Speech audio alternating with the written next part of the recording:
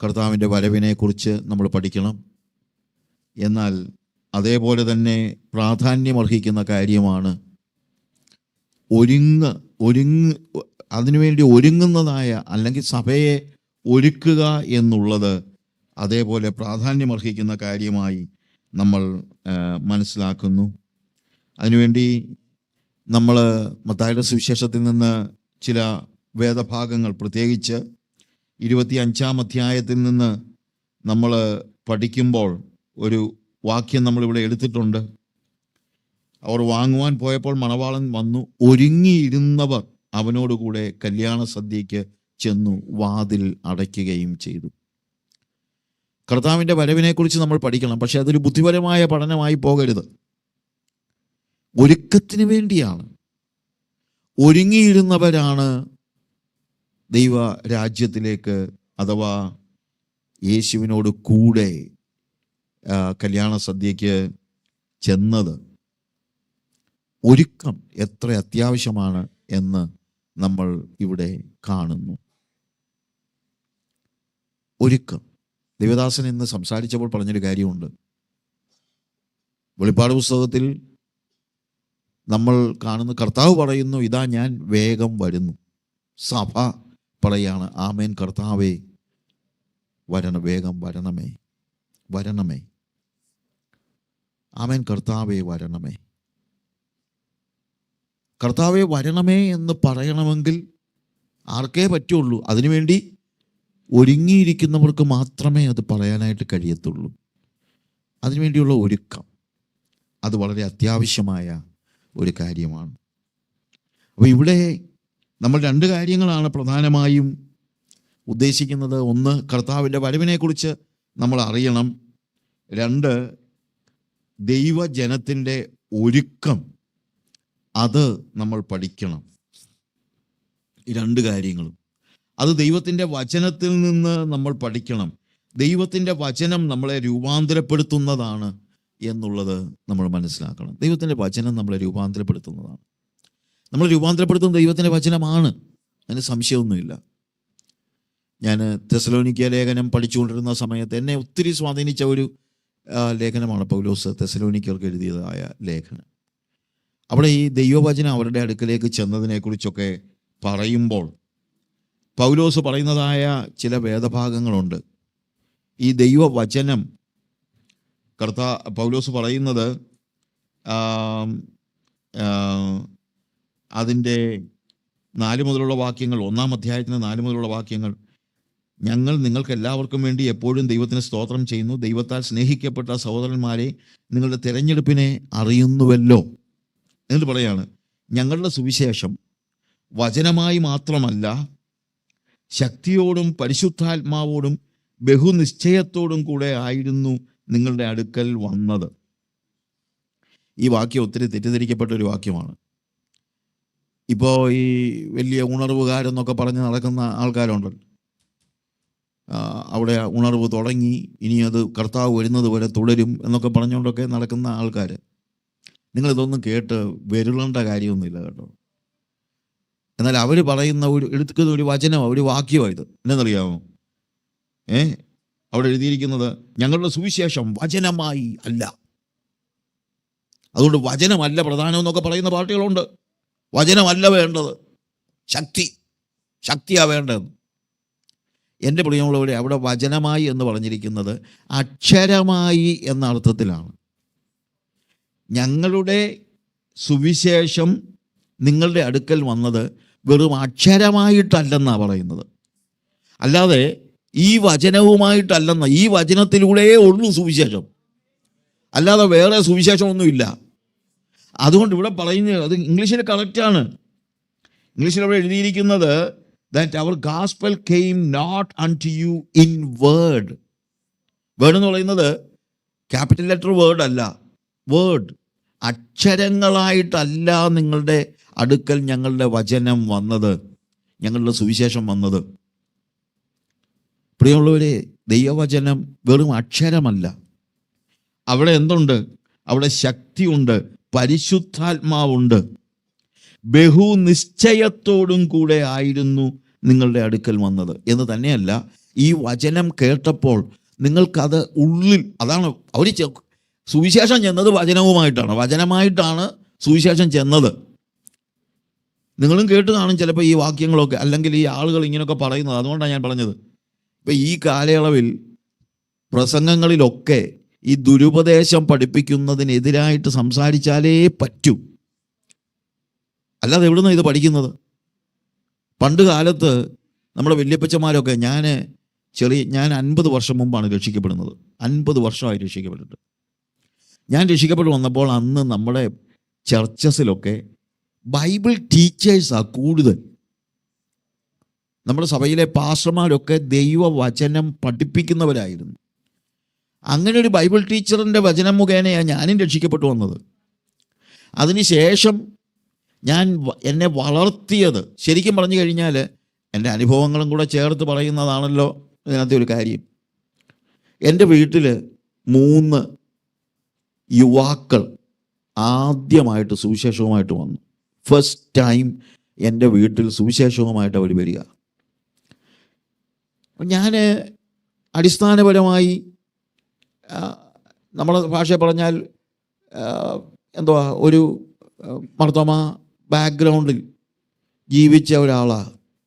പശ്ചാത്തലത്തിനൊന്നും ഒരു കുഴപ്പമില്ല. സാധു കൊച്ചു കുഞ്ഞു ഉപദേശിയുടെ ഭാര്യ ജനിച്ച വീട്ടിലാണ് ഞാൻ ഇപ്പോഴും ജീവിക്കുന്നത്. കാര്യം എൻ്റെ വല്യപ്പച്ചൻ്റെ പെങ്ങളാണ് സാധു കൊച്ചു കുഞ്ഞു ഉപദേശിയുടെ ഭാര്യ. അങ്ങനെ ഒരു കുടുംബത്തിൽ വളർന്നതാണ് ഞാൻ.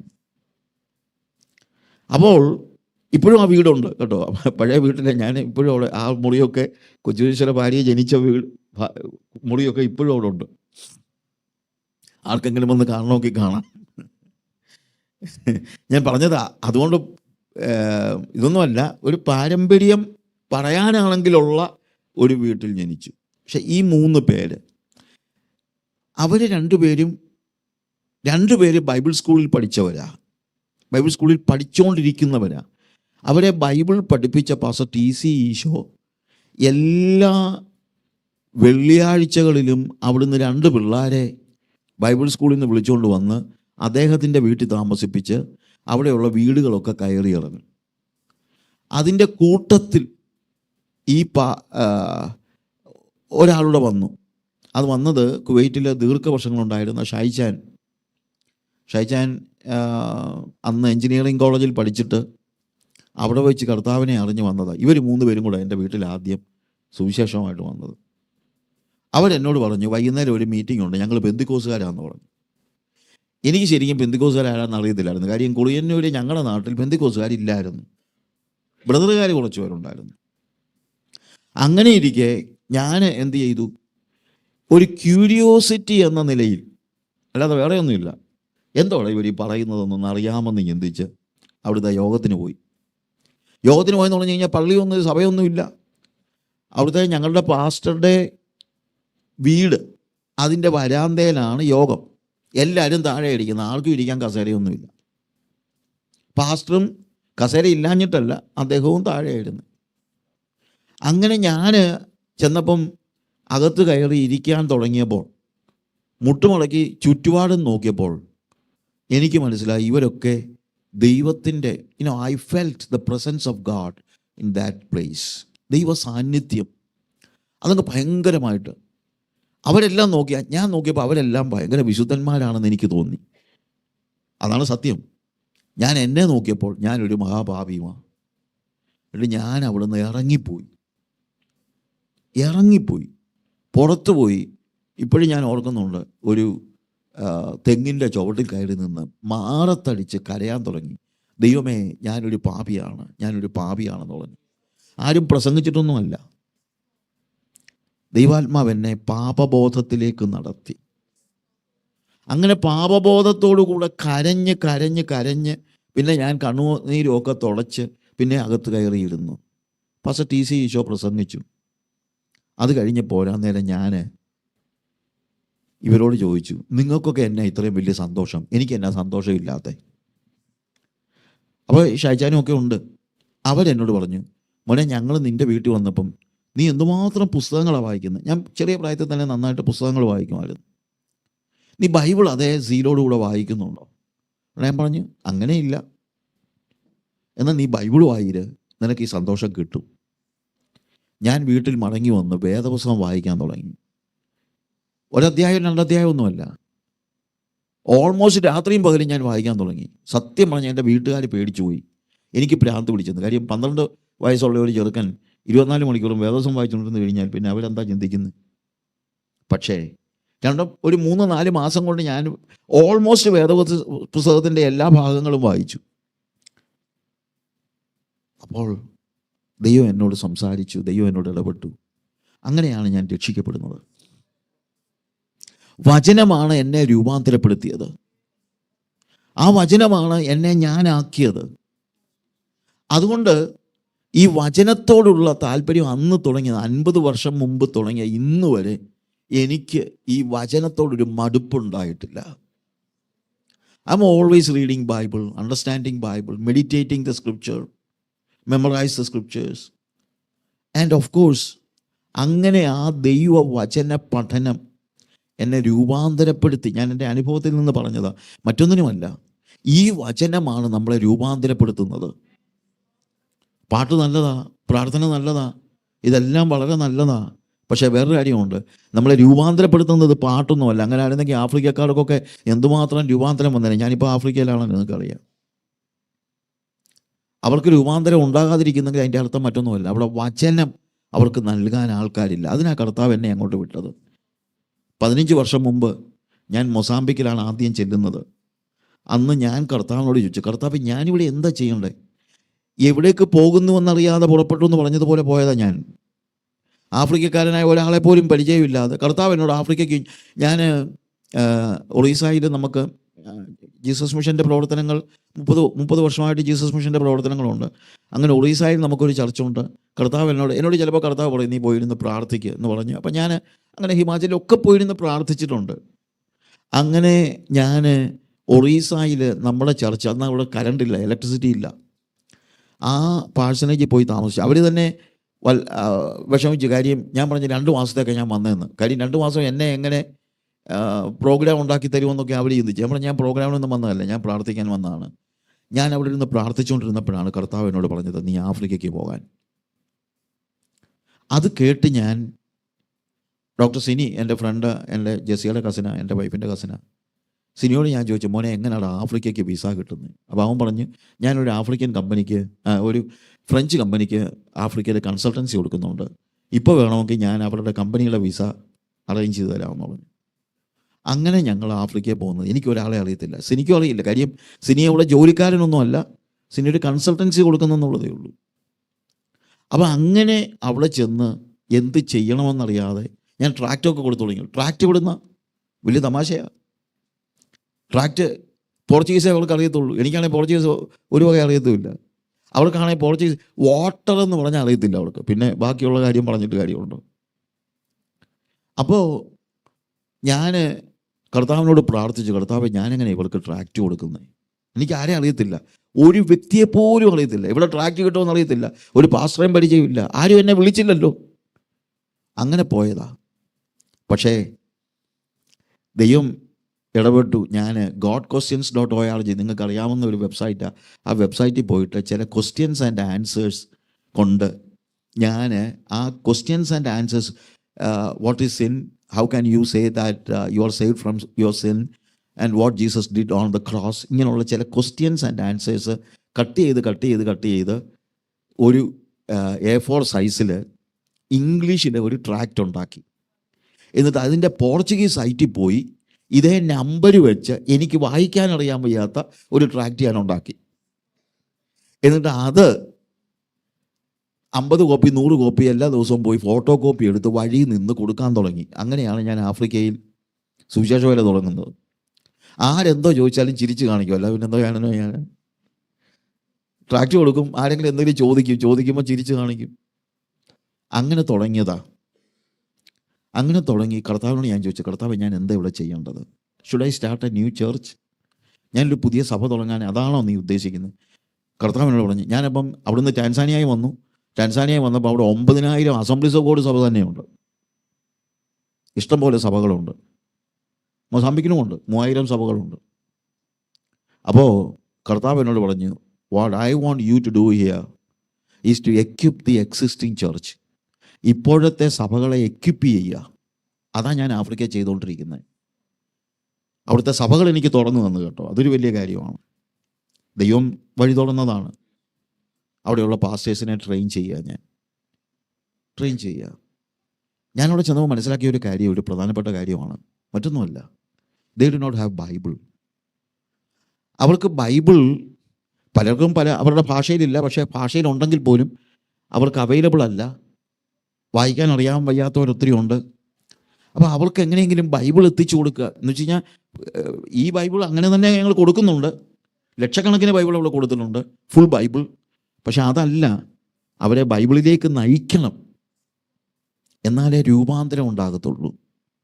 ആ ബൈബിളിലേക്ക് നയിക്കുമ്പോൾ ഞങ്ങൾക്ക് ആ രൂപാന്തരം കൃത്യമായിട്ട് കാണാൻ കഴിയുന്നുണ്ട്. നമുക്കൊക്കെ ബൈബിളുണ്ട്, പക്ഷെ അത് വായിച്ച് നമ്മൾ രൂപാന്തരപ്പെടണം. അപ്പോൾ ഇവിടെ പറയുന്ന കാര്യം മറ്റൊന്നുമല്ല. പൗലോസ് പറയാണ്, ഞങ്ങൾ നിങ്ങളുടെ അടുത്ത് വന്നു കഴിഞ്ഞപ്പം ഞങ്ങൾ വെറും വാക്കുകൾ കൊണ്ടല്ല വന്നത്, ഞങ്ങൾ ശക്തിയോടും പരിശുദ്ധാത്മാവോടും ബഹുനിശ്ചയത്തോടും ദൈവവചനത്തിൽ ആയിരുന്നു ഞങ്ങൾ നിങ്ങളുടെ അടുക്കൽ വന്നത്. നിങ്ങളുടെ നിമിത്തം ഞങ്ങൾ നിങ്ങളുടെ ഇടയിൽ എങ്ങനെ പെരുമാറി എന്നറിയുന്നുവല്ലോ. ബഹു കഷ്ടം സഹിക്കേണ്ടി വന്നിട്ടും നിങ്ങൾ പരിശുദ്ധാത്മാവിൻ്റെ സന്തോഷത്തോടെ വചനം കൈക്കൊണ്ട്, നോക്ക് എഴുതിയിരിക്കുന്നത് കണ്ടോ, പ്രസംഗിക്കുന്നവരൊക്കെ ഈ ബോധമില്ലാത്ത കുറച്ച് പാർട്ടികൾ വന്നിട്ട് ഉണർവാ വേണ്ടത്, ചാട്ടമാ വേണ്ടത്, നീ താഴെ വീഴണം, ഛർദ്ദിക്കണം. ഛർദ്ദിപ്പിക്കുന്നവരുണ്ട്, താഴെ തള്ളിയിടുന്നവരുണ്ട്. എന്നിട്ട് പറഞ്ഞു ശക്തി ശക്തി ശക്തി, വചനമല്ല ശക്തി. അല്ല, ഈ താഴോട്ട് എഴുതിയിരിക്കുന്ന ഈ ഒന്ന് വായിര്, വേദപുസ്തകം വായിക്കുമ്പോൾ നിങ്ങളെല്ലാം മനസ്സിലാക്കണം, ഏതെങ്കിലും ഒരു ഭാഗം എടുത്തു കഴിഞ്ഞാൽ അതിൻ്റെ താഴത്തെ വാക്യം കൂടെ വായിക്കണം. വചനമായിട്ടല്ല, അക്ഷരമായിട്ടല്ല എന്ന് പറഞ്ഞത് വചനമാക്കിയിട്ട്, അത് തന്നെ എന്തൊരു കഷ്ടമാണ്. വേദപുസ്തകത്തിൽ നിന്ന് ഒരു വാക്ക് തിരുത്തുകയും മറ്റും ചെയ്യുന്നവൻ ശപിക്കപ്പെട്ടവൻ എന്നാണ് വേദപുസ്തകം പറയുന്നത്. മനസ്സിലായോ? ഇവിടെ എഴുതിയിരിക്കുന്നത് എന്താണ്? അടുത്ത വാക്യം തന്നെ പറഞ്ഞിരിക്കുന്നത്, ബഹു കഷ്ടം സഹിക്കേണ്ടി വന്നിട്ട് നിങ്ങൾ പരിശുദ്ധാത്മാവിൻ്റെ സന്തോഷത്തോടെ എന്തോ എഴുതിയിരിക്കുന്നേ, വചനം കൈക്കൊണ്ട്. അപ്പൊ കൊടുത്തത് എന്തോ? ശക്തിയല്ല കൊടുത്തത്. എന്തോ കൊടുത്തത്? വചനമാണ് കൊടുത്തത്. വചനം കൈക്കൊണ്ട് ഞങ്ങൾക്കും കർത്താവിനും അനുകാരികളായി തീർന്നു. അങ്ങനെ നിങ്ങൾ മക്കദോന്യയിലും അഖായയിലും വിശ്വസിക്കുന്നവർക്ക് എല്ലാവർക്കും മാതൃകയായി തീർന്നു. നിങ്ങളുടെ അടുക്കൽ നിന്ന് കർത്താവിൻ്റെ വചനം മുഴങ്ങിച്ചെന്നത് മക്കദോന്യയിലും അഖായയിലും മാത്രമല്ല, എല്ലായിടത്തും നിങ്ങൾക്ക് ദൈവത്തിലുള്ള വിശ്വാസം പ്രസിദ്ധമായിരിക്കുന്നു. ഈ വാക്യങ്ങളിലെല്ലാം പറയുന്നത് ദൈവത്തിൻ്റെ വചനത്തെക്കുറിച്ചാണ്. എന്നിട്ടാണ് യുവന്മാർ ബോധമില്ലാതെ പറയുന്നത് വചനമല്ല ശക്തി. ഇങ്ങനെയുള്ള ദുരുപദേശങ്ങൾ നമ്മുടെ ഇടയിൽ ഉണ്ടാകാതിരിക്കണമെങ്കിൽ വചനം കൃത്യമായിട്ട് അഭ്യസിക്കണം. ഇപ്പം ഞാൻ പറഞ്ഞപ്പോൾ നിങ്ങൾ മനസ്സിലാക്കിയല്ലോ, ഞാൻ എങ്ങൊന്നും ഗ്രീക്കും ഹീബ്രു ഒന്നും പറഞ്ഞില്ലല്ലോ, വേണ്ടല്ലോ. അവിടെ തന്നെ എഴുതിയിട്ടില്ലേ, വചനമാണ് പ്രധാനം എന്നുള്ളത് പറഞ്ഞിട്ടില്ലേ? വചനം നിങ്ങളുടെ അടുക്കൽ വന്നു, വചനം നിങ്ങളുടെ അടുക്കൽ നിന്ന് മറ്റുള്ളിടത്ത് പോയി, അങ്ങനെ എഴുതിയിരിക്കുന്നത്. നിങ്ങളുടെ അടുക്കൽ നിന്ന് കർത്താവ്, അതായത് നിങ്ങൾ വചനം കൈക്കൊണ്ടു, നിങ്ങളുടെ അടുക്കൽ നിന്ന് കർത്താവിൻ്റെ വചനം മുഴങ്ങിച്ചെന്നത് മക്കദോന്യയിലും അഖായയിലും മാത്രമല്ല, എല്ലായിടവും നിങ്ങൾക്ക് ദൈവത്തിലുള്ള വിശ്വാസം പ്രസിദ്ധമായിരിക്കുന്നു. വചനം മുഴങ്ങിച്ചെന്നു. അപ്പോൾ വചനം നമ്മൾ സ്വീകരിക്കണം, വചനം നമ്മളിൽ നിന്ന് പുറത്തോട്ട് പോകണം. ഇത് പാസ്റ്റർമാർക്ക് മാത്രമുള്ളതല്ല, വചനം നിങ്ങളിലൂടെ മറ്റുള്ളവരിൽ എത്തണം, മറ്റുള്ളവരെ സുവിശേഷത്തിലേക്ക് നയിക്കണം. അതിനുവേണ്ടി അതുകൊണ്ട് നമ്മൾ ഈ ദിവസങ്ങളിൽ കർത്താവിൻ്റെ വരവിനെക്കുറിച്ച്, സഭയുടെ ഒരുക്കത്തെക്കുറിച്ച് പറയുമ്പോൾ അതിൻ്റെ അടിസ്ഥാനം ഒന്നേ ഉള്ളൂ, വചനം. വചനത്തിൻ്റെ അടിസ്ഥാനത്തിലാണ് നമ്മളിത് പഠിക്കുന്നത്. വചനം, അത് നമ്മൾ മനസ്സിലാക്കണം. നോക്കുക, ആ ഭാഗങ്ങൾ ഞാൻ മുന്നോട്ട് എടുക്കുന്നില്ല. ഞാനിവിടെ അവിടെ ഇതൊരു ഉദാഹരണമായിട്ട്, അല്ലെങ്കിൽ നമ്മൾ മനസ്സിലാക്കാൻ വേണ്ടി പറഞ്ഞതാണ്. എൻ്റെ ജീവിതത്തിൽ എന്നെ രൂപാന്തരപ്പെടുത്തിയത് ദൈവത്തിൻ്റെ വചനമാണ്. ഇന്ന് ആഫ്രിക്കയിൽ എൻ്റെ പ്രവർത്തനങ്ങളിൽ അവർക്ക് എന്തെങ്കിലും മാറ്റം വന്നിട്ടുണ്ടെങ്കിൽ അത് മുഴുവൻ ദൈവത്തിൻ്റെ വചനം കൊണ്ടുണ്ടായ മാറ്റങ്ങളാണ്. എന്തുകൊണ്ട്? കഴിഞ്ഞ കാലങ്ങളിൽ അവർക്ക് പാട്ടുണ്ട്, അവർക്ക് ആട്ടമുണ്ട്, ചാട്ടമുണ്ട്, എല്ലാം ഉണ്ട്. പക്ഷേ അവർക്ക് വചനമില്ലാഞ്ഞതുകൊണ്ട് അവരിൽ ശരിയായിട്ടുള്ള രൂപാന്തരം ഉണ്ടായില്ല. അതുകൊണ്ട് ഞാൻ അവർക്ക് വചനം കൊടുക്കാനായിട്ട് പരിശ്രമിക്കുന്നു. നമ്മൾ വചനം, ഇനി ആഫ്രിക്കക്കാർക്ക് മാത്രമല്ല, നമ്മളെ ഈ പിള്ളേർക്കും വചനം കൊടുക്കണം. നമ്മുടെ സഹോദരന്മാർക്ക് വചനം കൊടുക്കണം. നമ്മുടെ സഭകളിൽ വചനം മുഴങ്ങി കേൾക്കണം. ആ വചനത്തിൻ്റെ, അതുകൊണ്ട് 10 days നമ്മൾ ബൈബിൾ സ്റ്റഡി എന്ന് പറയുന്നത് അതുകൊണ്ടാണ്. എന്തിനാണ്? വചനം. ആ എംഫസിസ് നമ്മൾ മാറ്റിക്കളയരുത്. കർത്താവിൻ്റെ വരവിനെക്കുറിച്ചുള്ള വചനം, ഒരുക്കം, ഇതെല്ലാം ദൈവത്തിൻ്റെ വചനത്തിൽ നിന്നാണ് നമ്മൾ പഠിക്കുന്നത് എന്നുള്ളത് നമ്മൾ മനസ്സിലാക്കണം. ഒരുങ്ങിയിരുന്നവർ അവനോടുകൂടെ കല്യാണ സദ്യക്ക് കയറി. ഒരുങ്ങിയിരുന്നവർ. ആ ഒരുക്കം നമുക്ക് നൽകുന്നത് ദൈവത്തിൻ്റെ വചനമാണ്. 2 കാര്യങ്ങൾ അവിടെ പറയുന്നത്. മത്തായിയുടെ സുവിശേഷത്തിൽ തന്നെ അതിൻ്റെ 24-ാമത്തെ അധ്യായത്തിലും 25-ാം അധ്യായത്തിലെ വാക്യം നമ്മൾ വായിച്ചത്. 24-ാമത്തെ അധ്യായം നമ്മൾ വായിക്കുമ്പോൾ അതിൻ്റെ 44-ാമത്തെ വാക്യം അവിടെ എഴുതിയിരിക്കുന്നത്, അങ്ങനെ നിങ്ങൾ നനയ്ക്കാത്ത നാഴികയിൽ മനുഷ്യപുത്രൻ വരുന്നത് കൊണ്ട് നിങ്ങളും ഒരുങ്ങിയിരിപ്പീൻ. അപ്പം 2 കാര്യങ്ങൾ അവിടെ പറയുന്നുണ്ട്. ഒന്ന്, നിങ്ങൾ നനയ്ക്കാത്ത നാഴികയിൽ മനുഷ്യപുത്രൻ വരുന്നു. അതും വചനമാണ്. അവൻ്റെ വരവിനെ പ്രസിദ്ധമാക്കുന്നത് വചനമാണ്. എന്നാൽ ആ വചനം നിങ്ങളോട് പറയുന്നു, ആ വരവിന് വേണ്ടി നിങ്ങൾ ഒരുങ്ങിയിരിപ്പീൻ. അപ്പോൾ കർത്താവിൻ്റെ വരവ്, ദൈവജനത്തിൻ്റെ ഒരുക്കം, ഇത് രണ്ടും ഈ വാക്യത്തിലുണ്ട്. നമ്മളിവിടെ പഠിക്കുന്ന ഈ വരും ദിവസങ്ങളിൽ പഠിക്കുന്നതെല്ലാം കർത്താവിൻ്റെ വരവിനെക്കുറിച്ചും ആ വരവിന് വേണ്ടിയുള്ള നമ്മുടെ ഒരുക്കത്തെക്കുറിച്ചുമാണ്. ഒരുക്കത്തെക്കുറിച്ചും അതിനെക്കുറിച്ചുള്ള വചനത്തിൽ നിന്നുള്ള വെളിപ്പാടുകൾ നമ്മുടെ സഭകളിൽ ഉണ്ടാകണം. എന്നെയൊക്കെ വചനത്തിൽ ഉറപ്പിച്ചത് നമ്മുടെ വല്യപ്പന്മാരൊന്നും അത്ര വലിയ ഗ്രീക്കും ഹീബ്രു ഒന്നും അറിയാവുന്നവരായിരുന്നില്ല. പക്ഷെ അവർക്ക് വചനം അറിയാമായിരുന്നു. പ്രത്യേകിച്ച് പഴയ ആൾക്കാർക്കൊക്കെ അറിയാം. ഞാനൊക്കെ വളരെ ശ്രദ്ധയോടെ കേട്ട ആളുകളാണ്. അന്ന് കുമ്മനാട്ടൊക്കെ ചെന്ന് കഴിഞ്ഞാൽ ചില അപ്പച്ചന്മാരുണ്ടായിരുന്നു, ചില അച്ചായന്മാരും ഉണ്ടായിരുന്നു. അവരെല്ലാം വചനത്തിൻ്റെ ആൾക്കാരാണ്. TG ഉമ്മച്ചൻ അപ്പച്ചൻ, CK ദാനിയേൽ അപ്പച്ചൻ, VT ജോസഫ് അപ്പച്ചൻ, ജോർജ് പോളീസ് അപ്പച്ചൻ, പിന്നെ ഈശോ ചായൻ, മാത്യു ശമേൽ അച്ചായൻ, ചില അപ്പച്ചന്മാരും അച്ചായന്മാരും ഉണ്ടായിരുന്നു. ഇന്നിപ്പോൾ അങ്ങനെയൊന്നുള്ളൂ. റെഫറൻറ്റും ഡോക്ടറും ഒക്കെ ഉള്ളല്ലോ, ഇല്ലേ? റിലേഷൻഷിപ്പൊക്കെ അങ്ങ് നഷ്ടപ്പെട്ടു. റെവറൻറ്റോ ഡോക്ടറോ ഒക്കെ ആകുന്നതിന് ഞാൻ എതിര് പറഞ്ഞതല്ല. പക്ഷേ വേറെ കാര്യമുണ്ട്, നമുക്ക് അടുപ്പം അങ്ങ് നഷ്ടപ്പെടും. മറ്റേന്ന് പറഞ്ഞു കഴിഞ്ഞാൽ അപ്പച്ച അച്ചായ എന്നൊക്കെ പറയുമ്പോൾ ഒരു സ്നേഹവും അതൊക്കെ ഇന്ന് നഷ്ടപ്പെട്ടു പോയിരിക്കുക. അവരൊക്കെ പഠിപ്പിച്ചത് എന്നെ, അവരൊക്കെയാണ് പഠിപ്പിച്ചത്.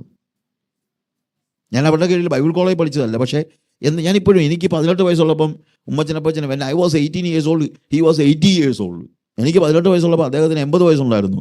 എന്നിട്ടും ഞാൻ ചെന്ന് എന്തെങ്കിലും സംശയം ചോദിച്ചാൽ ഇരുന്ന് അത് പറഞ്ഞു തരുമായിരുന്നു. ഇന്ന് അവരെ പോലുള്ള ആളുകളെ കാണാൻ പോലും നമുക്ക് പറ്റത്തില്ല. കാര്യം അവരൊക്കെ വലിയ പാർട്ടികളാണ്. പക്ഷെ അവരങ്ങനല്ലായിരുന്നു. അങ്ങനെ അടുത്തിരുന്ന് അവരുടെയൊക്കെ കീഴിൽ അഭ്യസിച്ചത് കൊണ്ടാണ് എനിക്ക് ഈ വചനത്തിലെ ഉറപ്പ് കർത്താവ് തന്നത്. ഒരുപക്ഷെ ഞാൻ വായിച്ച പുസ്തകങ്ങളൊന്നും അവർ വായിച്ചിട്ടില്ലായിരിക്കും. പക്ഷെ വേറെ കാര്യമുണ്ട്, അവർ വചനം വായിച്ചിട്ടുണ്ടായിരുന്നു. അവർക്ക് ഗ്രീക്കും ഹീബ്രു ഒന്നും അറിയത്തില്ലായിരുന്നു, പക്ഷെ അവർക്ക് വചനം അറിയാമായിരുന്നു. വചനം. അപ്പോൾ നമുക്കും വാസ്തവത്തിൽ ആ വചനത്തിൻ്റെ വെളിപ്പാട് അനിവാര്യമാണ്. കഴിഞ്ഞ കാലങ്ങളിൽ ഞാൻ എൻ്റെ ചെറിയ പ്രായം തൊട്ട് ഞാനിങ്ങോട്ട് പറയുമ്പോഴത്തേക്ക് അന്ന് ഇവരുടെ പ്രസംഗത്തിൻ്റെ പ്രധാന വിഷയം തന്നെ കർത്താവിൻ്റെ 2ാമത്തെ വരവാണ്. അതൊക്കെ എത്ര ദിവസമാണ്? 20 ദിവസം 21 ദിവസമൊക്കെ. നമ്മൾ 21 ദിവസം ഉപവാസ പ്രാർത്ഥന പലപ്പോഴും കേട്ടിട്ടുണ്ട്. പക്ഷേ ഇവർ 21 ദിവസം ബൈബിൾ ക്ലാസ് നടത്തുമായിരുന്നു. ഇന്നിപ്പോൾ 21 ദിവസം ബൈബിൾ ക്ലാസ് നടത്തിയാൽ ഇരിക്കാനും ആളില്ല, എടുക്കാനും ആളില്ല. പെട്ടെന്നൊന്നൊന്ന് ഓടി വന്നൊന്ന് പ്രസംഗിച്ചേച്ച് പോകാനൊക്കെ ആളെ കിട്ടുമായിരിക്കും. പക്ഷേ 21 ദിവസം കണ്ടിന്യൂസ് പഠിപ്പിക്കണമെന്ന് പറഞ്ഞു കഴിഞ്ഞാൽ ഇപ്പം പഠിപ്പിക്കാനും ആളില്ല, പഠിക്കാനും ആളില്ല. ആ ഒരു ലെവല്. പക്ഷെ അവരങ്ങനെ ആയിരുന്നില്ല. അവർ വചനം പഠിപ്പിക്കുന്നവരായിരുന്നു. തന്നെയല്ല, അവരുടെ പ്രസംഗങ്ങളിലൊക്കെ എപ്പോഴും കേട്ടുകൊണ്ടിരുന്ന വാക്കാണ് കർത്താവിൻ്റെ വരവിനെക്കുറിച്ചുള്ള കാര്യങ്ങൾ നമുക്കും ആവശ്യമായിരിക്കുന്നത്. ആ കർത്താവിൻ്റെ വരവിനെക്കുറിച്ച് അതിനാണ് നമ്മൾ ഈ ദിവസങ്ങളിൽ ഈ ഒരു സബ്ജക്റ്റ് എടുത്ത് പഠിക്കുന്നതിൻ്റെ ഒരു പ്രധാനപ്പെട്ട കാരണം ഇതാണ്. കഴിഞ്ഞ കാലങ്ങളിൽ നമുക്ക് ഉണ്ടായിരുന്നതും ഇന്ന് നഷ്ടപ്പെട്ടു പോയതുമായ ആ നല്ല ദിനങ്ങളിലേക്ക് ഒരു മടങ്ങി വരവ്, ഈ 10 ദിവസം കൊണ്ട് മടങ്ങി വരണമെന്നല്ല ഞാൻ പറയുന്നത്, പക്ഷെ അതിലേക്കുള്ള ഒരു തിരിവ്, ഇവന്തോ നമ്മളങ്ങ് മടങ്ങി വന്നെന്നുള്ളതല്ല, ഒന്ന് തിരിയണം, വചനത്തിലേക്ക് വരണം, കർത്താവിൻ്റെ വരവിനെക്കുറിച്ച് ചിന്തിക്കണം. അന്നത്തെ പാട്ടുകളും എല്ലാം അന്നത്തെ കർത്താവിൻ്റെ വരവിനെ കേന്ദ്രീകരിച്ചുള്ളതായിരുന്നു, പ്രസംഗവും ആരാധനയും പാട്ടും എല്ലാം.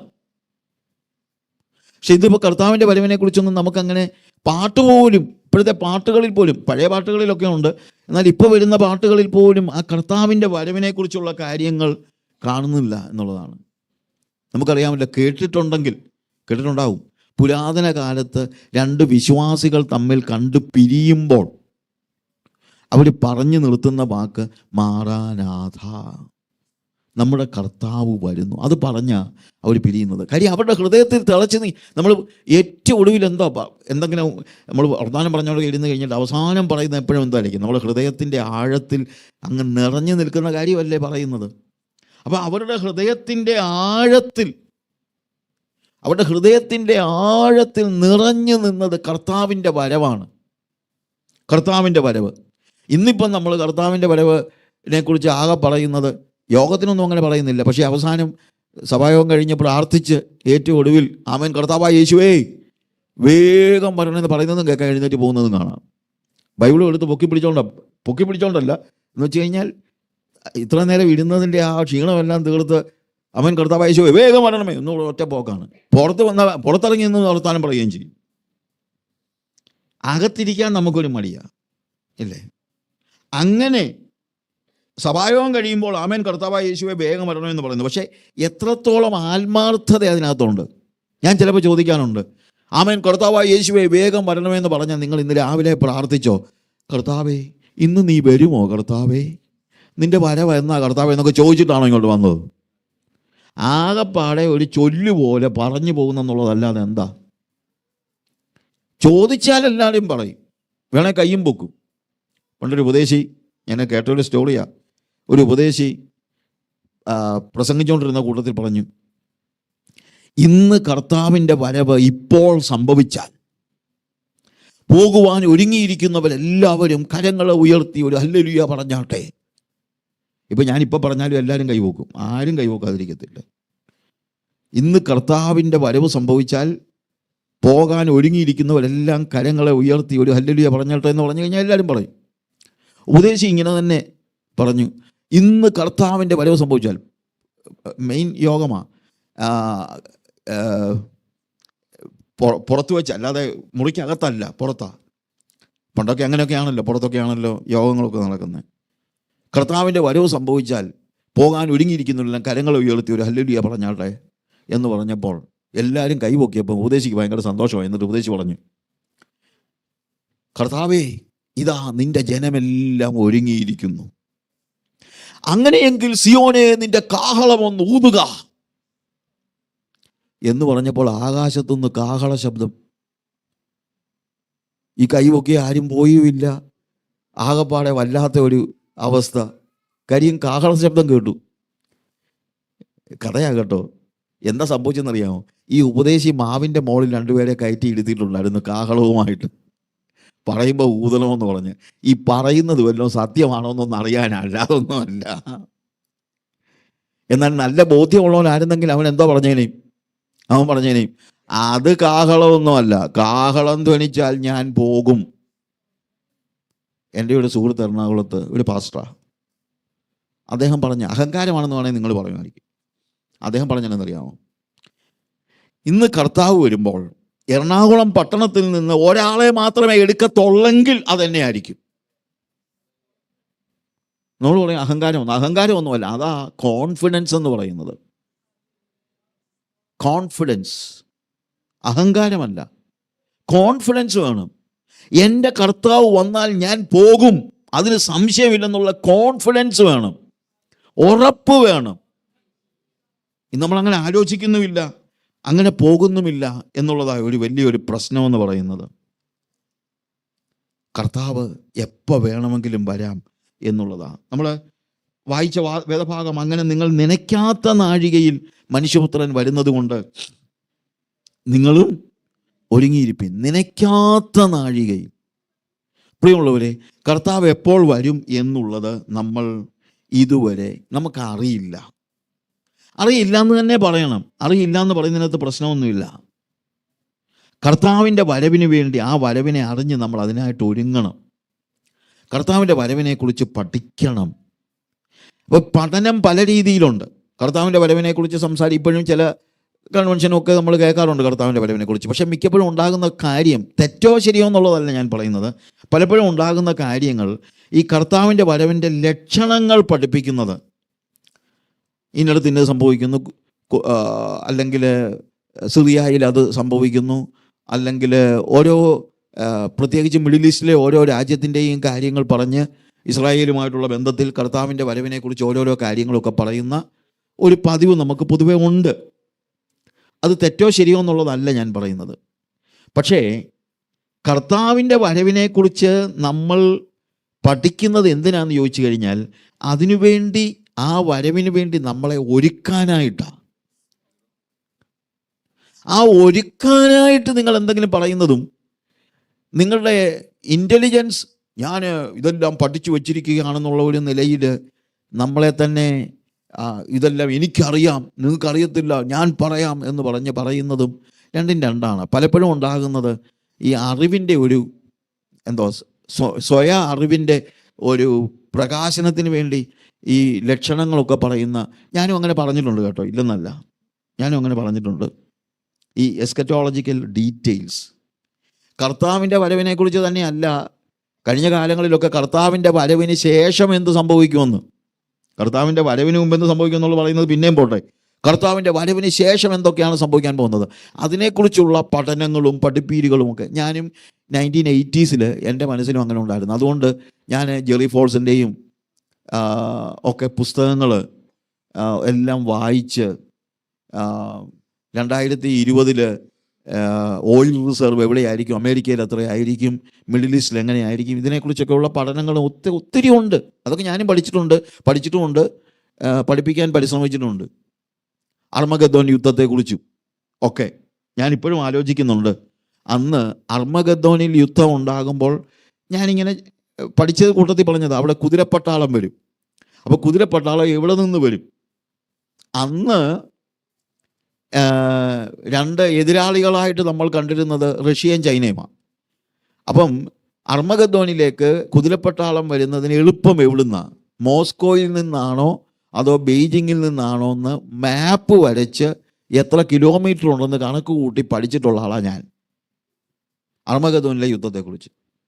അപ്പം അങ്ങനെ ഞാനത് പഠിപ്പിക്കുകയും ചെയ്തു. അപ്പോഴാണ് കർത്താവ് എന്നോട് പറഞ്ഞു, എടാ അതൊന്നുമല്ല ഞാൻ നിന്നെക്കുറിച്ച് ഉദ്ദേശിക്കുന്നത്. എൻ്റെ വരവിന് വേണ്ടി, എൻ്റെ വരവ് സംഭവിക്കും, ആ എൻ്റെ വരവിന് വേണ്ടി ജനങ്ങളെ ഒരുക്കുക എന്നുള്ളതാണ് ഞാൻ നിന്നെക്കുറിച്ച് ഉദ്ദേശിക്കുന്നതായ കാര്യമെന്ന് കർത്താവ് എന്നോട് സംസാരിച്ചത് കൊണ്ടാണ് ഞാൻ ആ എസ്കറ്റോളജിക്കൽ ഡീറ്റെയിൽസിലേക്ക് പോകാതെ ജനങ്ങളെ കർത്താവിൻ്റെ വരവിന് വേണ്ടി, അതായത് ജനങ്ങളെ ആത്മീയമായി ഒരുക്കുക, കർത്താവിൻ്റെ വരവിനെ മുന്നിൽ കണ്ടുകൊണ്ട് ഇന്ന് എങ്ങനെ ജീവിക്കണമെന്ന്, അതായത് കർത്താവിൻ്റെ വരവിനെക്കുറിച്ച് പറയണം, പക്ഷെ കർത്താവിൻ്റെ വരവിനെ മുന്നിൽ കണ്ടുകൊണ്ട് ഇന്നെങ്ങനെ ജീവിക്കണമെന്ന് പഠിപ്പിക്കുവാൻ കർത്താവിനോട് ആവശ്യപ്പെട്ടു. ശരിക്കും പറഞ്ഞു കഴിഞ്ഞാൽ ആ സമയം മുതലാണ് പ്രായോഗിക ക്രിസ്തീയ ജീവിതം പഠിപ്പിക്കാനായിട്ട് കർത്താവ് എന്നെ ഉത്സാഹിപ്പിക്കുകയും 40 വർഷത്തിൽ കൂടുതലായിട്ട് ഞാൻ ചെയ്തുകൊണ്ടിരിക്കുന്ന കാര്യം അതാ. പ്രായോഗികമായി എങ്ങനെ കർത്താവിൻ്റെ വരവിന് വേണ്ടി ജനങ്ങളെ ഒരുക്കണം. കർത്താവ് വരും എന്നുള്ളത് വാസ്തവമാണ്. പക്ഷേ കർത്താവ് വരുന്ന ഡേറ്റ് കണ്ടുപിടിക്കാൻ ഉള്ള പഠനങ്ങൾ അത് നമുക്ക് ആവശ്യമില്ല. കർത്താവിൻ്റെ വരവിൻ്റെ ഡേറ്റ് ആരും കണ്ടുപിടിക്കാൻ നോക്കണ്ട എന്നാണ് ഞാൻ മനസ്സിലാക്കുന്നത്. കർത്താവിൻ്റെ വരവിൻ്റെ ഡേറ്റ് കണ്ടുപിടിക്കാൻ നോക്കിയവരൊക്കെ പരാജയപ്പെട്ടിട്ടുണ്ട്. ഞാനിപ്പോഴും ആലോചിക്കുന്നുണ്ട്, 1984 1984 ഒരു പുസ്തകം ഇറങ്ങി, അമേരിക്കയിൽ ഇറങ്ങിയൊരു പുസ്തകമാണ്, 84 Reasons Why Jesus Should Come in 1984. 1984 കർത്താവ് വരണം, അതിന് ഉള്ള 84 കാരണങ്ങൾ എന്ന് പറഞ്ഞൊരു പുസ്തകം. മില്യൺസ് ഓഫ് കോപ്പീസാണ് അത് വിറ്റത്. എഴുതിയവൻ millions of dollars ഉണ്ടാക്കി. പക്ഷേ കർത്താവ് 84 വന്നില്ല. അയാൾ മിടുക്കനായിരുന്നു. 85 അയാളൊരു പുസ്തകം എഴുതി, why Jesus did not come in 84. അതും വിറ്റു ലക്ഷങ്ങൾ. ഞാൻ പറഞ്ഞ മനസ്സിലായോ? കർത്താവിൻ്റെ വരവ് കണ്ടുപിടിക്കാൻ പരിശ്രമിച്ച് അതിനുവേണ്ടി ഇടപെട്ട ആളുകളൊക്കെ പരാജയപ്പെട്ടിട്ടുണ്ട്. ഈ സെവൻത് ഡേ അഡ്വൻറ്റിസ്റ്റ് എന്നാണല്ലോ പറയുന്നത്. അത് കർത്താവിൻ്റെ വരവുമായിട്ട് ബന്ധപ്പെട്ടാണ് അവർ പറയുന്നത്. അവരുടെ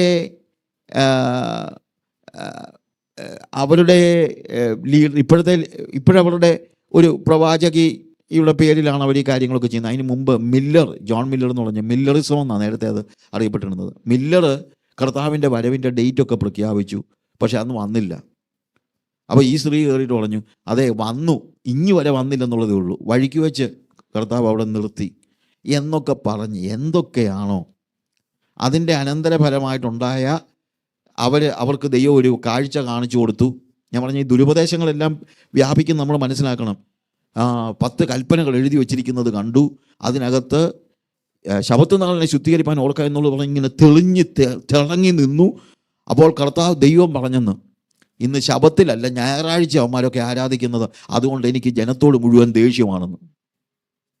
അതാണ് ഞാൻ ഈ ക്രിസ്ത്യാനികളെയൊക്കെ വെറുക്കാനുള്ള കാരണമെന്ന് പറഞ്ഞ് അങ്ങനെയാണ് ഈ സെവൻത് ഡേ അഡ്വൻറ്റിസം ഉണ്ടായത്. ഞാൻ ചിലപ്പോൾ അതിനോട് ഉദാഹരണമായിട്ട് പറയാറുണ്ട്. ഞാൻ ഇപ്പോൾ പിള്ളേരോട് പറയാം, എല്ലാ ശനിയാഴ്ചയും നമുക്ക് ഒരുമിച്ച് കണ്ട് എൻ്റെ പിള്ളേരൊക്കെ ഇച്ചിരി പ്രായമായ പിള്ളേരൊക്കെയാണല്ലോ, എല്ലാ ശനിയാഴ്ചയും നമുക്ക് ഒരുമിച്ച് കണ്ട് നമുക്ക് സമയം ചിലവഴിക്കാം. അപ്പോൾ ഒരു ദിവസം ഇളയ കൊച്ച് വെള്ളിയാഴ്ചയാണ് വന്നത്. ഞാൻ അവളെ തല്ലുവോ? ഞാൻ പറയുമോ വെള്ളിയാഴ്ച വന്നിരിക്കുകയാണോ എന്നെ കാണാൻ? ഞാൻ പറഞ്ഞിട്ടില്ലേ ശനിയാഴ്ചയോ വരണ്ടെന്ന് എന്നെല്ലാം പറയുമോ? എൻ്റെ പിള്ളേരല്ലേ, അതിപ്പോൾ ശനിയാഴ്ചയോ വെള്ളിയാഴ്ചയോ ഞായറാഴ്ചയോ എപ്പോഴെങ്കിലും വന്നാൽ എന്താ? ഞായറാഴ്ച ആരാധിച്ചു കഴിഞ്ഞാൽ ദൈവം കോപിക്കുമെന്ന് പറയുന്ന ദുരുപദേശക്കാരനെ ഒന്നും നിങ്ങളുടെ വീട്ടിൽ കയറ്റരുത്. ഏത് ദിവസം ആയിക്കോട്ടെ, ശനിയാഴ്ചയും ആരാധിച്ചോട്ടെ, ഞായറാഴ്ചയും ആരാധിച്ചോട്ടെ. എല്ലാ ദിവസങ്ങളും ദൈവം ഉണ്ടാക്കിയതാ. പിന്നെ ഞാൻ ഇവരോട് ചോദിക്കാറുണ്ട്, ഈ ശനിയാഴ്ച മാത്രമേ ആരാധിക്കാവൂന്ന് പറയുന്ന ആളുകളുണ്ടല്ലോ. അപ്പോൾ ഒരു വലിയൊരു പ്രശ്നമുണ്ട്. ഇന്ത്യയിൽ ശനിയാഴ്ച എന്ന് പറയുമ്പം അമേരിക്ക വെള്ളിയാഴ്ച വൈകുന്നേരമേ ആയിട്ടുള്ളൂ. അപ്പം അവർ ശനിയാഴ്ച ആരാധിച്ചു കഴിഞ്ഞാൽ അപ്പോൾ വെള്ളിയാഴ്ച ആയി പോകുമല്ലോ. അപ്പോൾ ഇന്ത്യക്കാരൻ്റെ ശനിയാഴ്ചയാണോ അമേരിക്കക്കാരൻ്റെ ശനിയാഴ്ചയാണോ ദൈവം മാനിക്കുന്നത്? വിവരമില്ലാത്ത കുറേ എണ്ണ ഇറങ്ങിയിട്ടുണ്ട്. ഇതുപോലുള്ള ദുരുപദേശങ്ങളിൽ നിങ്ങൾ വീണു പോകരുത്. ഞാനിത് പറയാൻ കാര്യം എന്നറിയാമോ? ചെറുപ്പക്കാർ പിള്ളേരൊക്കെ പലരും ഇതിൻ്റെയൊക്കെ എല്ലാം പുറകെ പോകുന്നുണ്ട്. ദുരുപദേശങ്ങളെക്കുറിച്ചെല്ലാം പഠിപ്പിക്കണം. അത് സഭ പഠിപ്പിക്കണം. അത് ദുരുപദേശത്തെക്കുറിച്ചല്ല, ശരിയായ ഉപദേശം പഠിപ്പിച്ചാൽ മതി. ഞാൻ ചിലപ്പോൾ പറയാറുണ്ട്, ഈ ബാങ്കിൽ ക്യാഷ് കൈകാര്യം ചെയ്യുന്ന ആളുകളെ പഠിപ്പിക്കുന്നത് കള്ളനോട്ടിൻ്റെ പ്രത്യേകതകളല്ല, നല്ല നോട്ടിൻ്റെ പ്രത്യേകതകളാണ്. എന്നറിയാമോ? നല്ല നോട്ടല്ലാത്തതെല്ലാം കള്ളനോട്ടാണ്. അതുപോലെ ശരിയായ ഉപദേശം നമ്മൾ കുഞ്ഞുങ്ങളെ പഠിപ്പിച്ചാൽ അവർക്ക് മനസ്സിലാകും, വേറൊരു ഉപദേശം കൊണ്ട് ആരെങ്കിലും വന്നു കഴിഞ്ഞാൽ അത് ശരിയായ ഉപദേശമല്ല എന്നുള്ളത് അവർ മനസ്സിലാക്കും. അപ്പോൾ ഇവിടെ കർത്താവിൻ്റെ വരവിനെക്കുറിച്ച് ഡേറ്റ് കണ്ടുപിടിച്ച ആളുകൾ എല്ലാം പരാജയപ്പെട്ടിട്ടുണ്ട്. നമ്മുടെ കേരളക്കരയിലും പണ്ട് വിദ്വാൻ കുട്ടിയച്ചൻ എന്ന് പറയുന്ന നല്ലൊരു ഉപദേശി ഉണ്ടായിരുന്നു. നല്ലൊരു ഉപദേശി. അദ്ദേഹത്തിൻ്റെ കൂട്ടത്തിൽ ഒരു പ്രവാചകൻ ഉണ്ടായിരുന്നു. അയാൾ പറഞ്ഞു 5.5 വർഷം കഴിയുമ്പോൾ കർത്താവ് വരും. ഇങ്ങേരും അതങ്ങ് വിശ്വസിച്ചു. അവരെ 5.5-കാരെന്താണ് വിളിക്കുന്നത്. 5.5 വർഷം കഴിഞ്ഞ് കർത്താവ് വന്നില്ല. 55 വർഷം കഴിഞ്ഞിട്ടും കർത്താവ് വന്നില്ല, ഇല്ലേ? അങ്ങനെ കർത്താവിൻ്റെ വരവിൻ്റെ ഡേറ്റ് കണ്ടുപിടിക്കാൻ പരിശ്രമിച്ചവരൊക്കെ പരാജയപ്പെട്ടിട്ടുണ്ട്. പിന്നെ ഡേറ്റ് കണ്ടുപിടിക്കാൻ വേണ്ടി നമ്മളെ ദൈവം ഉദ്ദേശിക്കുന്നില്ല. കർത്താവ് എന്നു വേണമെങ്കിലും വരാം.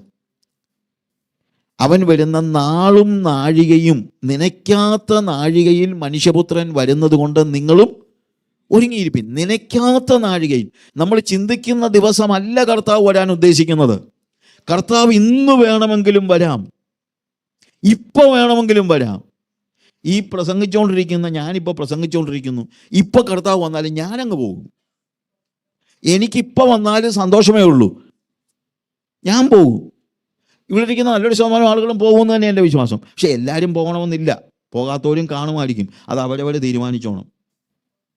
അതുകൊണ്ട് കർത്താവ് എപ്പോൾ വന്നാലും പോകാനുള്ള ഒരുക്കമാണ് നമുക്ക് ആവശ്യമായിരിക്കുന്നത്.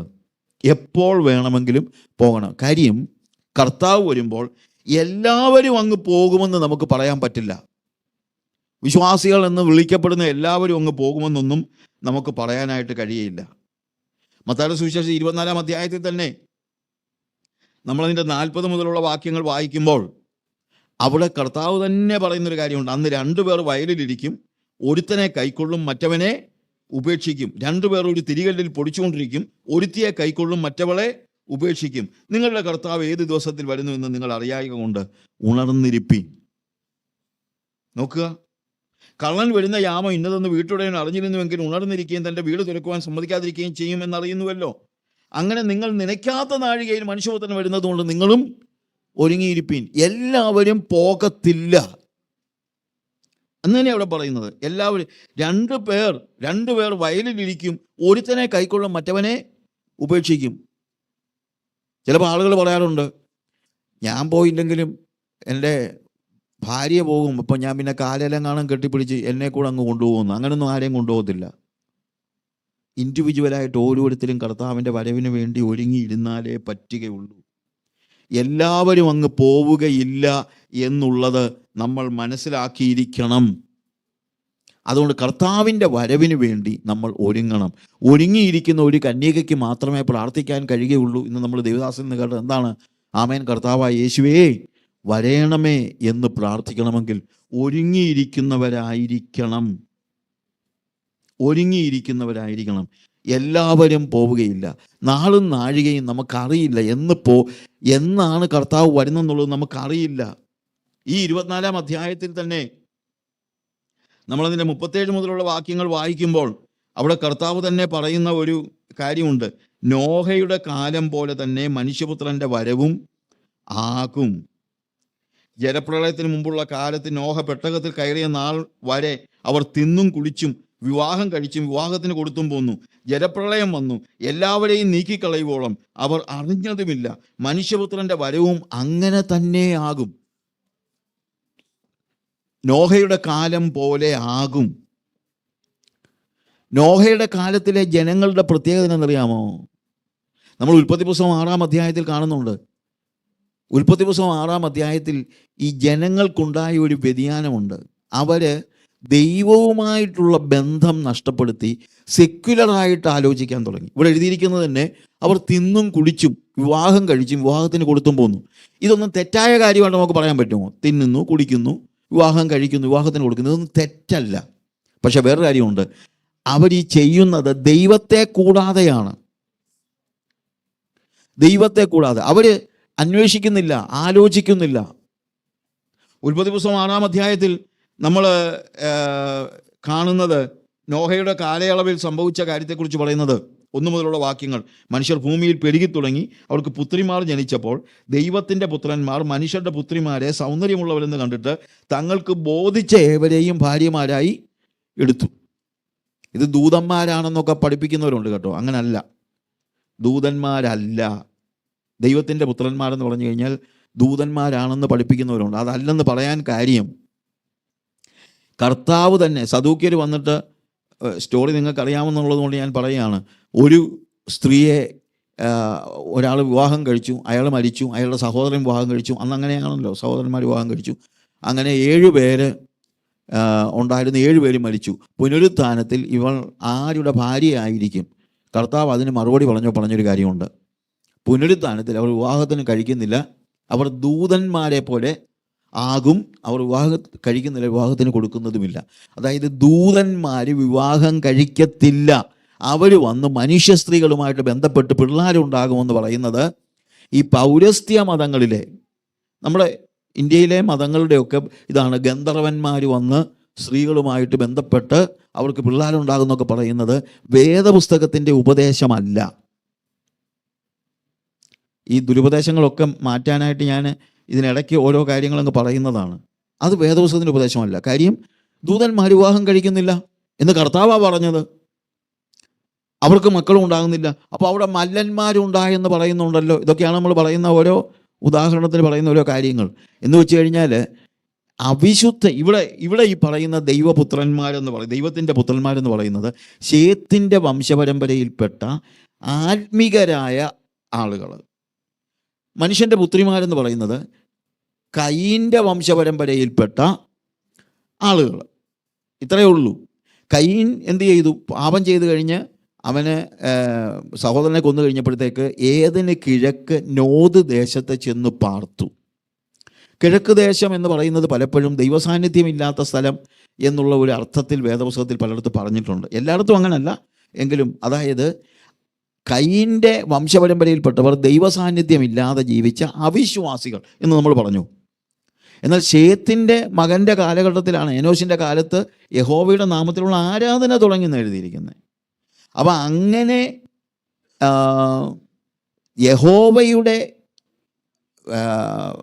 യഹോവയെ ആരാധിക്കുന്ന ദൈവത്തിൻ്റെ സ്വഭാവത്തോടു കൂടിയ ശേത്തിൻ്റെ വംശപരമ്പരയിൽപ്പെട്ടവർ മനുഷ്യർ പെരുകി തുടങ്ങിയപ്പം എന്നാൽ പിന്നെ പോയെന്ന് നോക്കാമെന്ന് വെച്ച് നോദ് ദേശത്ത് പോയി നോക്കിയപ്പം അവരെ സൗന്ദര്യമുള്ളവരായിട്ട് കണ്ടെന്ന് മനുഷ്യൻ്റെ പുത്രിമാർ, അതായത് കയീൻ്റെ സന്തതി പരമ്പരയിൽപ്പെട്ട സ്ത്രീകൾ. അതൊക്കെ അങ്ങനെയാണല്ലോ, ഇപ്പോഴാണെങ്കിലും അങ്ങനെയാണ്. മുഖത്തെല്ലാം കളറുമൊക്കെ വാരി തേക്കുമ്പം ഭയങ്കര സൗന്ദര്യമാണെന്ന്.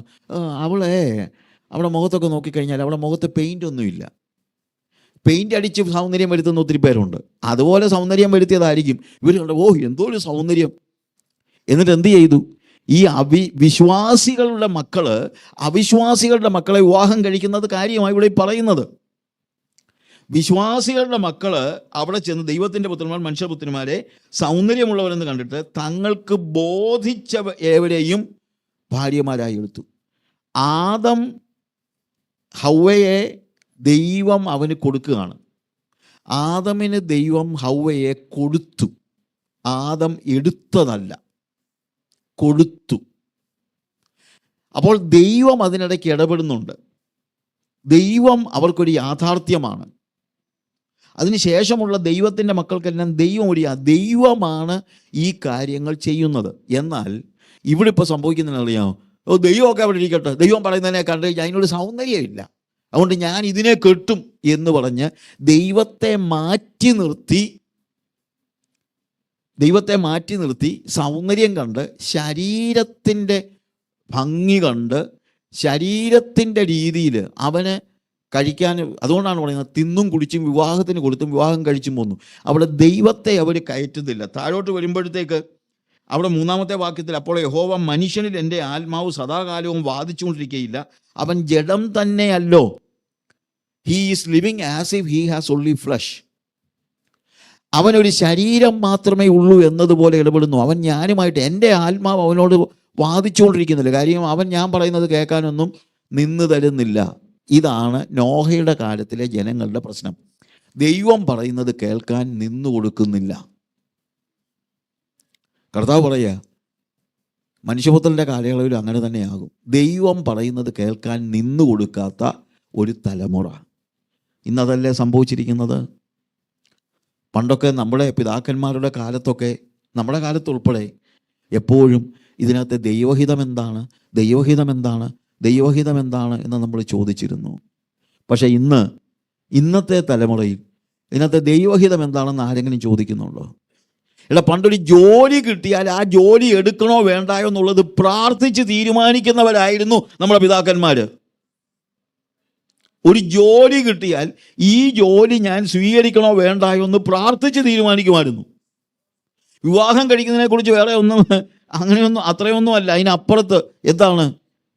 പ്രാർത്ഥനയാ. കർത്താവേ, നിൻ്റെ ഹിതമാണെങ്കിൽ മാത്രം മതി കർത്താവേ, നിൻ്റെ ഹിതം മാത്രം എൻ്റെ ജീവിതത്തിൽ നടന്നാൽ മതി എന്ന് പറഞ്ഞ് നടന്ന തലമുറ. പക്ഷെ ഇന്നത്തെ തലമുറയുടെ പ്രശ്നം എന്താണെന്നറിയാമോ? നോഹയുടെ കാലം പോലെ ദൈവത്തെ മാറ്റി നിർത്തിയിരിക്കുകയാണ്. He is living as if he has only flesh. ഒരു ശരീരം മാത്രമേ ഉള്ളൂ എന്നതുപോലെ ജീവിക്കുന്ന ഒരു തലമുറ. അതാണ് നോഹയുടെ തലമുറയുടെ പ്രത്യേകത. Is living as if he has only flesh. ഇപ്പോഴത്തെ നമ്മുടെ തലമുറ ജീവിക്കുന്നത് ഒരു നമ്മുടെ തലമുറ എന്ന് പറയുന്നത് നമ്മൾ പോലും ജീവിക്കുന്നത് എങ്ങനെയാണെന്നറിയാമോ? ഒരു ശരീരം മാത്രമേ ഉള്ളൂ എന്നതുപോലെയാണ്. അങ്ങനെ പോകുന്നതായ ഒരു തലമുറയുടെ കാലയളവിനെ കുറിച്ച് ഓർപ്പിച്ചിട്ട് കർത്താവ് പറയാണ്, അത് നോഹയുടെ കാലം പോലെ ആകും എന്ന് പറഞ്ഞിട്ട് അവിടെ നമ്മൾ താഴോട്ട് വായിക്കുമ്പോഴത്തേക്ക് അവിടെ പറയുന്നത് എന്നാണെന്നറിയാം, 38 നോഹയുടെ കാലം പോലെയാകും. 37-ാമത്തെ വാക്യത്തിൽ തന്നെ മനുഷ്യപുത്രൻ്റെ വരവുമാകും. ജലപ്രളയത്തിന് മുമ്പുള്ള കാലത്ത് നോഹ പെട്ടകത്തിൽ കയറിയ നാൾ വരെ അവർ തിന്നും കുടിച്ചും വിവാഹം കഴിച്ചും വിവാഹത്തിന് കൊടുത്തും പോന്നു. അവർ ദൈവത്തെ അന്വേഷിച്ചില്ല. നോഹ പ്രസംഗിച്ചത് കേട്ടില്ല. 2 പത്രോസിൻ്റെ ലേഖനം 2-ാം വാക്യത്തിൽ നീതി പ്രസംഗിയായ നോഹയുടെ കുടുംബത്തിന് വേണ്ടി ഒരു പെട്ടകം പണിയാനാണ് കർത്താവ് നോഹയോട് പറഞ്ഞത്. പക്ഷേ ഈ നോഹ എന്ത് ചെയ്തെന്നറിയാമോ? ദീർഘവർഷങ്ങൾ പുറത്തു പോയി പ്രസംഗിച്ചു. എന്താണ്? ദൈവം പറഞ്ഞു ജലപ്രളയം വരും, രക്ഷപ്പെടുവാൻ ആഗ്രഹിക്കുന്നവർ ഈ പെട്ടകത്തിൽ കയറുക എന്ന് പറഞ്ഞ് പോയി നീതി പ്രസംഗിച്ചവനാണ് നോഹ. പക്ഷെ ഒരെണ്ണം കയറിയില്ല. അവൻ്റെ വീട്ടുകാരൊഴികെ വേറെ ഒരെണ്ണം കയറിയില്ല. അവർ പറഞ്ഞു, പിന്നെ എങ്ങനെയാ പ്രളയം വരുന്നത്? അത് മോളിൽ നിന്ന് വെള്ളം വീഴും. പിന്നെ ബോധമില്ലാത്തവൻ, ചുമ്മാ മനസ്സിൽ തോന്നുന്നതൊക്കെ വിളിച്ചു പറയുന്നവൻ, പിന്നെ ഇപ്പം വരാൻ പോവുക പ്രളയം. കർത്താവിൻ്റെ വരവിനെക്കുറിച്ച് പ്രസംഗിച്ചാലും നാട്ടുകാർ പറയുന്ന ഇതല്ലയോ, അവന് ബോധമില്ലെന്നേ, അവൻ ഭ്രാന്തനാ എന്നൊക്കെ പറയും. ശ്രദ്ധിക്കുന്നില്ല, ദൈവത്തിൻ്റെ വാക്കുകളെ ശ്രദ്ധിക്കാത്ത ഒരു തലമുറ, വിശ്വാസികളുടെ തലമുറ പോലും അങ്ങനെ ആയിപ്പോയി. കർത്താവിൻ്റെ വരവിനെക്കുറിച്ച് പോലും ഒരു ചിന്തയില്ലാത്ത ഒരു തലമുറയായി വന്നിരിക്കുന്നു. ജലപ്രളയം വന്നു, എല്ലാവരെയും നീക്കിക്കളയോളം അവരറിഞ്ഞതുപോലുമില്ല. കർത്താവിൻ്റെ വരവ് നമ്മൾ ഈ പ്രസംഗിച്ച് നടക്കുമ്പോൾ കർത്താവ് വരുന്നു, അവൻ്റെ വരവിന് വേണ്ടി ഒരുങ്ങണം, പാപം വിട്ടു പിന്തിരിയണം, മാനസാന്തരപ്പെടണം എന്നൊക്കെ പ്രസംഗിക്കുമ്പോൾ അതിനെ ശ്രദ്ധിക്കാതെ നടക്കുന്നവർ ഒരു നിമിഷം കർത്താവ് വരും, അവനെ അറിയത്തുപോലുമില്ല. ഇതാ സംഭവിക്കാൻ പോകുന്നത്. കർത്താവിൻ്റെ വരവിനെക്കുറിച്ച് നീ പ്രസംഗിക്ക്, നീ നോഹ പ്രസംഗിച്ചതുപോലെ പ്രസംഗിക്ക്. പക്ഷേ അതിൻ്റെ അടുത്ത് എല്ലാവരും കൂടി ഇങ്ങ് വരുമെന്നൊന്നുമല്ല, എല്ലാവരും കൂടെ വരുമെന്നല്ല, വരാൻ വേണ്ടി. അതിനാ നമ്മൾ ആഗ്രഹം അതാണ്. അവർ അതായത് ജലപ്രളയം വന്നു, എല്ലാവരെയും നീക്കിക്കളയോളം അവർ അറിഞ്ഞതുമില്ല. കർത്താവിൻ്റെ വരവ് അതിനെക്കുറിച്ച് ചിന്തിക്കാത്ത ഒരു തലമുറ, വിശ്വാസികൾ പോലും അങ്ങനെ ആയിപ്പോയിരിക്കുന്നു. ഒരു ശരീരം മാത്രമേ ഉള്ളൂ എന്നതുപോലെ അവരിടപെടുന്നു. ഇന്ന് തലമുറ, വിശ്വാസികൾ ഉൾപ്പെടെ, ഒരു ശരീരം മാത്രമേ ഉള്ളൂ എന്നതുപോലെ എനിക്ക് ജീവിക്കണം, എൻ്റെ പിള്ളേർ പഠിക്കണമെന്നൊന്നും ഞാൻ പറയുന്നില്ല. പക്ഷേ അതേ ഉള്ളൂ മനസ്സിൽ ചിന്ത, വേറെ ഒന്നുമില്ല. ജോലി കിട്ടണം, ജോലി വേണം. ആർക്കാ ജോലി വേണ്ടാത്തത്? ജോലി വേണം. പക്ഷെ വേറെ കാര്യമുണ്ട്, കർത്താവിൻ്റെ വരവിനെക്കുറിച്ച് ഇതിനിടയ്ക്ക് വല്ലതും നമ്മൾ ചിന്തിക്കുന്നുണ്ടോ? കർത്താവേ, ഇന്ന് നീ വരുമോ എന്ന് ചോദിക്കുന്നുണ്ടോ? കർത്താവിൻ്റെ വരവിനെക്കുറിച്ച് യാതൊരു ചിന്തയുമില്ലാതെ ഒരു ശരീരം മാത്രമേ ഉള്ളൂ എന്നതുപോലെ ഇന്നത്തെ തലമുറയുടെ പ്രശ്നം അതാണ്. നമ്മൾ ഉൾപ്പെടെ എന്തിനാണ് നമ്മൾ പിള്ളേരെ മാത്രം എല്ലാം കുറ്റം പറയുന്നത്? ബഹ്റിനിൽ ഞാൻ പ്രസംഗിച്ച കൂട്ടത്തിൽ നമ്മുടെ പിള്ളേർ ഞാൻ 3-4 പ്രാവശ്യം ഒന്ന് പറഞ്ഞു. ഒരു അച്ചായൻ എൻ്റെ അടുത്ത് വന്ന് പറഞ്ഞു, എൻ്റെ പൊന്നു സാറേ, എന്തിനാ നമ്മുടെ പിള്ളേരെന്ന് പറയുന്നത്? നമ്മളെന്നാ ഭേദമാണോ? സാറെന്തിനാ ഈ നമ്മുടെ പിള്ളേരെന്ന് പറയുന്നത്? നമ്മളെന്നാ ഭേദമാണോ? അപ്പോൾ ഈ പ്രസംഗം കേൾക്കുമ്പോൾ നമ്മളോട് തന്നെ ചോദിക്കും, നമ്മൾ ഭേദമാണോ? നമ്മുടെ കുഞ്ഞുങ്ങളെയൊക്കെ കുറ്റം പറയുന്നതിന് കുറ്റം പറയാതിരിക്കാൻ പറ്റിയല്ല. പക്ഷേ വേറെ കാര്യമുണ്ട്, നമ്മൾ ഭേദമാണോ? നമ്മളും ഇതല്ലേ? ഈ ലൗകിക കാര്യങ്ങളെല്ലാം നമുക്ക് ചിന്തയുള്ളോ? നമ്മുടെ ജോലിയെക്കുറിച്ചും ശമ്പളത്തെക്കുറിച്ചും കാര്യങ്ങളെക്കുറിച്ചും വീടുണ്ടാക്കുന്നതിനെക്കുറിച്ചും ഇതൊന്നും വേണ്ടെന്നൊന്നും കർത്താവ് പറഞ്ഞൊന്നുമില്ല. പക്ഷെ വേറെ കാര്യമുണ്ട്, ഇതും ചിന്തിച്ചുകൊണ്ട് മാത്രമാണ് ഇരിക്കുന്നതെങ്കിൽ അവനൊരു ശരീരം മാത്രം, അവൻ ജഡമല്ലോ എന്നാണ് പറയുന്നത്. After all he is flesh. നമ്മളെക്കുറിച്ച് ആ വാചകം കർത്താവ് പറയാൻ ഇടവരരുത്. അതുകൊണ്ടാണ് ഇത് പ്രസംഗിക്കുന്നത്. അങ്ങനെ ചിന്തിച്ചുകൊണ്ടിരുന്നാൽ ശരീരം മാത്രമുള്ളവനെ പോലെ ജീവിച്ച് പോയാൽ ഉണ്ടല്ലോ, ഒരു നിമിഷം കർത്താവ് വരും, നമ്മൾ ആരും അറിയത്തുപോലുമില്ല. അത് സംഭവിക്കാതിരിക്കാനാണ് ഈ ബൈബിൾ ക്ലാസ്സൊക്കെ നമ്മൾ നടത്തുന്നത്. കർത്താവിൻ്റെ വരവിനെക്കുറിച്ചുള്ള വലിയ അഭിവാഞ്ചയോടെ നമ്മൾ ജീവിക്കേണ്ടത്. എപ്പോഴും ഒരുങ്ങിയിരിക്കണം, എപ്പോഴും ഒരുങ്ങിയിരിക്കണം. അതുകൊണ്ട് 42-ാമത്തെ വാക്യത്തിൽ നമ്മൾ കണ്ടത്, നിങ്ങളുടെ കർത്താവ് ഏത് ദിവസത്തിൽ വരുന്നു എന്ന് നിങ്ങൾ അറിയായകൊണ്ട് ഉണർന്നിരിപ്പീൻ. എപ്പോഴും നനയ്ക്കാത്ത നാഴികയിൽ, 44-ാമത്തെ വാക്യത്തിൽ, നിങ്ങൾ നനയ്ക്കാത്ത നാഴികയിൽ മനുഷ്യപുത്രൻ വരുന്നത് കൊണ്ട് നിങ്ങളും ഒരുങ്ങിയിരിപ്പീൻ. അതല്ലേ ഇന്ന് നമ്മൾ അതിനെക്കുറിച്ച് സംസാരിക്കുന്ന പോലും ഇല്ലല്ലോ. ദൈവസഭയിൽ അതിനെക്കുറിച്ച് സംസാരമില്ല, ഭവനത്തിൽ സംസാരമില്ല. മക്കളോട് കർത്താവിൻ്റെ വരവിനെക്കുറിച്ച് വല്ലതും പറയുന്ന എത്ര മാതാപിതാക്കളുണ്ട്? മോനെ കർത്താവ് വരും, എടാ നമ്മുടെ ജീവിതം നമ്മൾ സൂക്ഷിക്കണം എന്നൊക്കെ പറഞ്ഞാണോ നമ്മൾ പിള്ളേരെ പഠിപ്പിക്കുന്നത്? എൻ്റെ വാക്കുകൾ അവസാനിപ്പിക്കുന്നതിന് മുമ്പ് നമ്മളോട് തന്നെ ഒരു സ്വയശോധന, അതിനായി ഈ ബൈബിൾ ക്ലാസ്സൊക്കെ. എന്തിനാ? ഒരു സ്വയശോധന ആവശ്യമുണ്ട്. കർത്താവ് വരുന്ന ഡേറ്റ് കണ്ടുപിടിക്കാനല്ല, അതിനുവേണ്ടി ആരും കഷ്ടപ്പെടണം. അതിനെക്കുറിച്ച് നമുക്ക് അതിനെക്കുറിച്ച് പറയാം. പക്ഷേ കർത്താവ് ഏത് സമയത്ത് വേണമെങ്കിലും വരാമെങ്കിൽ, ഇന്ന് വേണമെങ്കിലും വരാം, ഇപ്പോൾ വേണമെങ്കിലും വരാം. അതിനുവേണ്ടി ഞാൻ ഒരുങ്ങിയിരിക്കേണ്ടത് അനിവാര്യമാണ്. I need to be ready for the coming of the Lord. കർത്താവിൻ്റെ വരവിന് വേണ്ടിയുള്ള വലിയ ഒരുക്കം നമുക്ക് ആവശ്യമുണ്ട്. രാവിലെ എഴുന്നേൽക്കുമ്പോഴേ പറ, കർത്താവേ ഇന്ന് നീ വരുമോ? കർത്താവേ, കിടക്കുമ്പോൾ പറ, ഞാൻ ഈ കിടന്നുറങ്ങുക, പക്ഷെ കർത്താവേ നീ വന്നാൽ നിൻ്റെ കൂടെ എനിക്ക് എഴുന്നേൽക്കണം. നിൻ്റെ വരവ് എപ്പോഴാ കർത്താവേ? ഞാനിപ്പോൾ രാത്രി കിടന്നുറങ്ങുക, എൻ്റെ ശരീരം ഉറങ്ങുകയാണെങ്കിലും എൻ്റെ മനസ്സ് ഉണർന്നിരിക്കുകയാ, നിൻ്റെ വരവിന് വേണ്ടി ഞാൻ ഒരുങ്ങിയിരിക്കുകയാ എന്നൊന്ന് പറ. അങ്ങനെ സംസാരിക്കും കൂടെ ചെയ്യുക, അങ്ങനെ ഒന്ന് പറയുകൂടെ ചെയ്യുക. വെറുതെ ചിന്തിച്ചാൽ മാത്രമല്ല, നമ്മുടെ പ്രാർത്ഥനയുടെ സമയത്തൊക്കെ കർത്താവിൻ്റെ വരവുമായി ബന്ധപ്പെടുത്തി പ്രാർത്ഥിക്കാനൂടെ നമ്മൾ പഠിക്കണം. ആമേൻ. കർത്താവേ വരണമേ എന്നുള്ളത് സഭായോഗത്തിന് മാത്രം പറഞ്ഞാൽ പോരാ. വൈകുന്നേരം കിടക്കുമ്പോഴും ഒന്ന് പറ, എൻ്റെ യേശുവേ നീ വരണേ. അങ്ങനെ ഒന്ന് പറ. അതിനുവേണ്ടിയുള്ള ഒരു ഒരുക്കം നമുക്ക് ആവശ്യമുണ്ട്. ഒരു നിമിഷം നമ്മുടെ കണ്ണുകളെ അടയ്ക്കാം. നനയ്ക്കാത്ത നാഴികയിൽ മനുഷ്യപുത്രൻ വരുന്നത് കൊണ്ട് നിങ്ങളും ഉണർന്നിരിപ്പീൻ. ഇന്ന് രാത്രിയിൽ അവൻ്റെ വരവിന് വേണ്ടിയുള്ള വലിയൊരു ഒരുക്കം. അതെപ്പോൾ വേണമെങ്കിലും സംഭവിക്കാം. ഡേറ്റ് ഒന്നും കണ്ടുപിടിക്കാൻ നിങ്ങൾ മെനക്കെടുകയൊന്നും വേണ്ട. അവൻ ഇന്ന് വന്നാലും അവൻ്റെ വരവിൽ എനിക്ക് എടുക്കപ്പെടണം. നനയ്ക്കാത്ത നാഴികയിൽ മനുഷ്യപുത്രൻ വരുന്നതുകൊണ്ട് നിങ്ങൾ ഒരുങ്ങിയിരിപ്പീൻ. ഒരുങ്ങിയിരുന്നവർ അവനോടുകൂടെ കല്യാണ സദ്യയ്ക്ക് അവൻ വിളിക്കപ്പെട്ടു, എടുക്കപ്പെട്ടു.